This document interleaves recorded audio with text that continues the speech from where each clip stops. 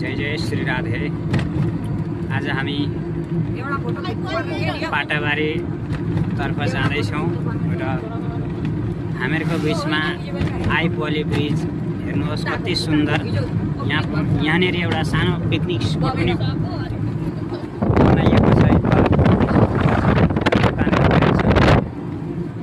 हेर्नुहोस् त यो ब्रिज कति राम्रो छ, मजाले बनाएको ब्रिज छ। एकदम आएर घुम्न यसो जाडोको महिना छ, जाडामा आएर यसो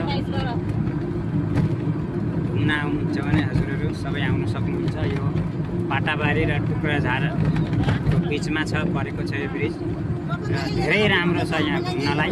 यहाँ तल चाहिँ हेर्न सक्नुहुन्छ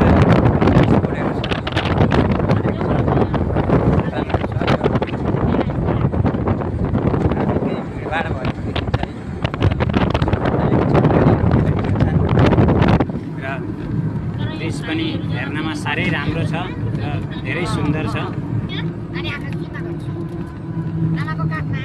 यो चाहिँ ब्रिजको अन्तिम भाग हो र ब्रिज झन्डै आधा किलोमिटर छ होला र हामी ब्रिज पार भयौँ र अब पाटाबारी यो हामी अगाडि बढ्दैछौँ।